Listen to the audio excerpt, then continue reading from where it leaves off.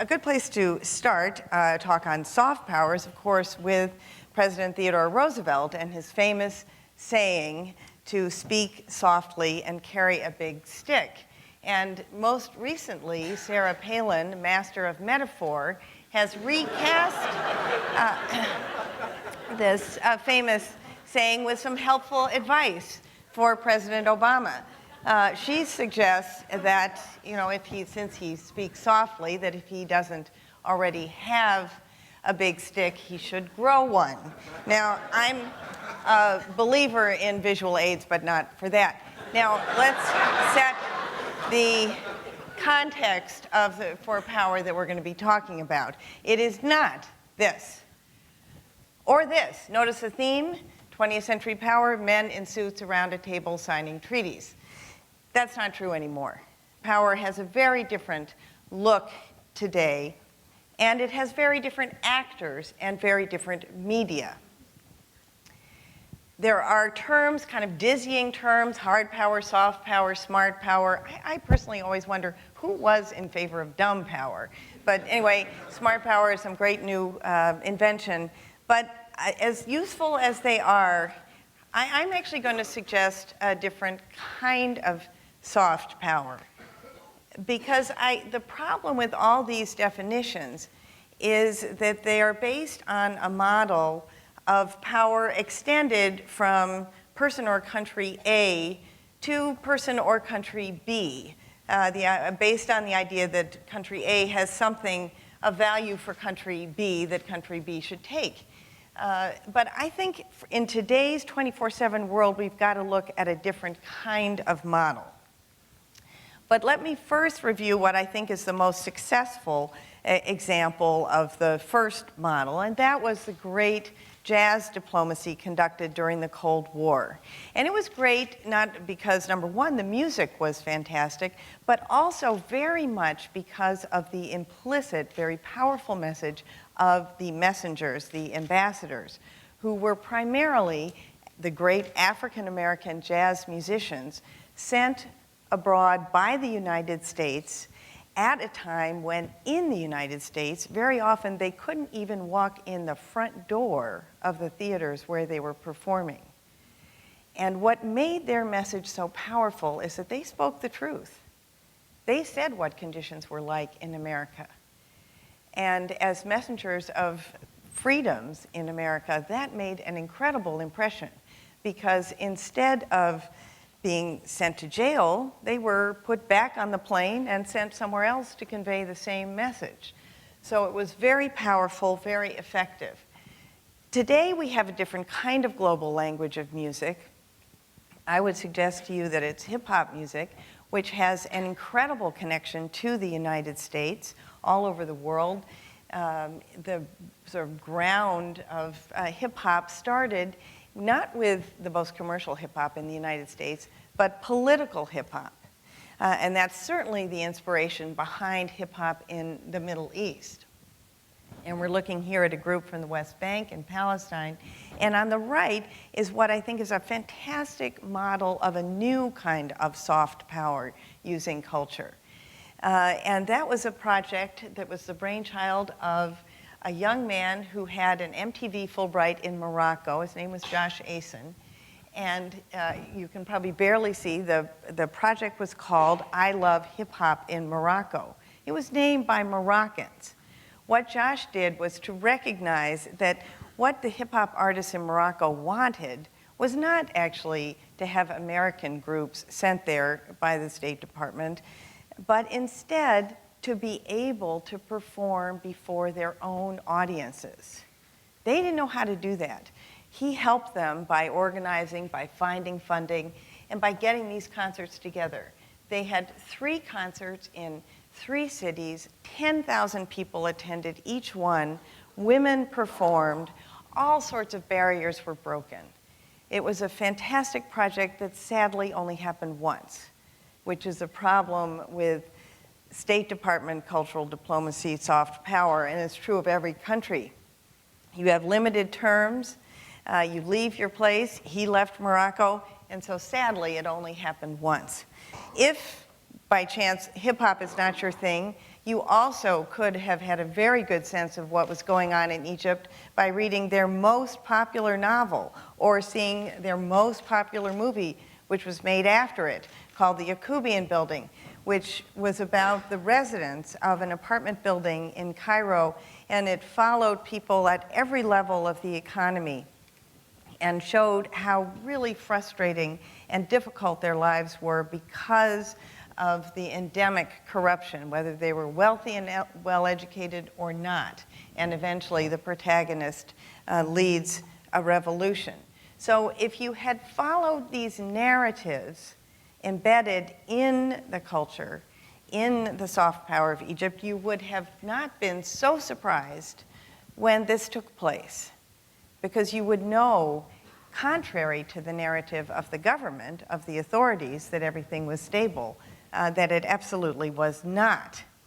And you'd understand what led people to these extraordinary acts, like, I mean, what is that guy thinking, you know, leaping against this whole phalanx of police? So there was a kind of reversal of the sense of power, and that's why, for example, during the revolutions in all of these countries, people carried signs that said dignity. They didn't carry signs that said free and fair elections. They said dignity. Well, to understand that, you've got to really look at the texture of the society, which comes out through the culture and creative expression. Well, okay, but so then now what do we do? How do you connect with these societies in flux now? It possibly won't surprise you after that introduction that I think the answer is in American Idol. Not entirely, not the only answer, but I think something that is very helpful now is to do what Josh Asian did in Morocco, to leverage the local voices, to empower them to take a place in their society. And there are many ways to do this, and I certainly don't present this as the only one. But I found, working on a project last spring, that an American Idol style contest was a fantastic way to empower women. And so I think the point of that is not that they're going to go on and become professional singers, but they're going to go on and have confidence to participate in their communities and to speak out. And I think that's about the best thing that we can offer them.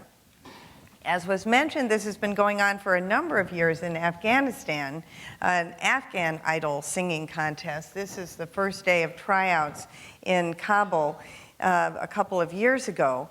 But what is perhaps the greatest change that has taken place in this contest, which goes all over the country, and just as true in this country, tens of thousands of people try out.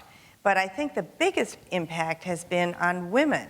And it becomes a kind of unlikely platform for women in a country where that's pretty difficult to do, to be a woman in leadership. Over the time the show has been running, many, many more women try out now, which I think is a huge change. There are always women in the finals, as you see here on the left, but many, many women are now participating than did before.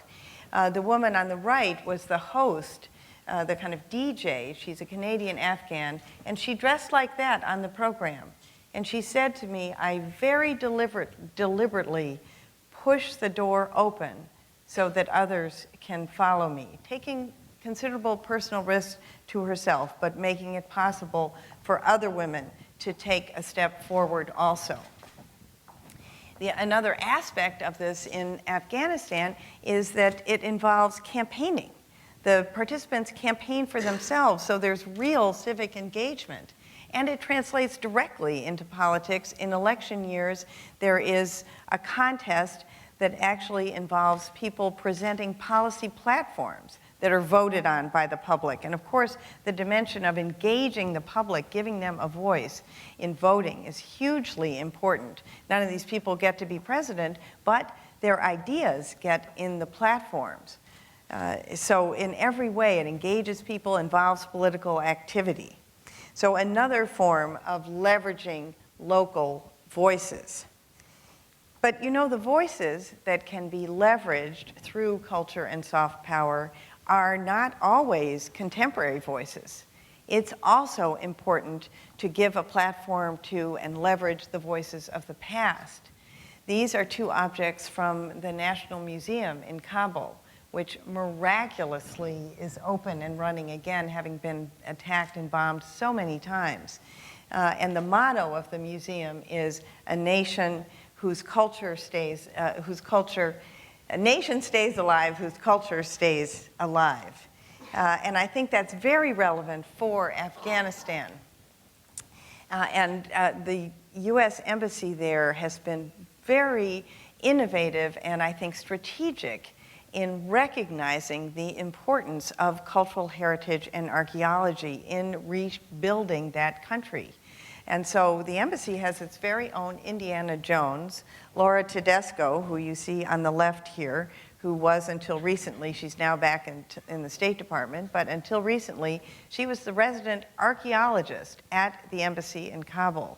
And she is shaking hands here with another archaeologist, an Afghan archaeologist, in Ghazni, a city that's scheduled to be a cultural capital in 2013, which will be great if anybody besides Laura in a bulletproof vest is able to go there. And here is the former American ambassador, Ambassador Eikenberry, visiting the site of Mes Aynak. And he put great emphasis on the cultural preservation aspect of the embassy's mission. And why?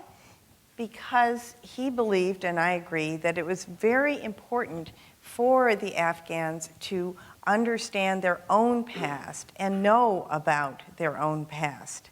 And this is what a young translator said to me when we visited the Kabul Museum together. He was college educated, fluent in English, someone who is really the future of that country. And he was so excited to visit the museum. I actually used to work in museums, and I found the museum a little depressing because I know what is in its collection and what is not on view. And so I was very pleased to see it open, but I didn't find that much that was so visually exciting in the museum. But Skakib just loved everything he saw and read every label. He was so excited about it. And he came out and said this to me, that I never knew Afghanistan had a Buddhist past. Why is that important? Well, how do you counter a fundamentalist narrative? Not with an American narrative. You have to give them their own narrative to counter it. I never knew Afghanistan had a Buddhist past. That's a pretty strong counter. And I never knew Afghanistan had such a distinguished past. So if you're his age, 25, and you've seen nothing but a country of ruin and at war, how does it change your idea of what that country can be if you know that in the year 1000, it was the center of Central Asian civilization? When you know what is possible for that country. And then you can have an entirely different vision of what it can do. Now, it's true that extremists always recognize the value of culture. They go for it right away, as the Taliban did with the Bamiyan Buddhas, as the extremists are doing now in Mali, destroying the monuments of Timbuktu. They always know how important this aspect of soft power is. And I wonder, do we? I'll leave you with the very eloquent words of a young Afghan filmmaker who was studying at USC a couple of summers ago and wrote this to me. And I think what he says about Afghanistan's broken mirror and what he, as a young filmmaker, sees as what's needed to put it together. You know, that he says, arts are the mirrors in which a nation can see itself. In our case, our mirror is broken and it fell into pieces. And he hopes that there will be people who support them to find the pieces of the broken mirror, put them together, and see their history through it. Thank you.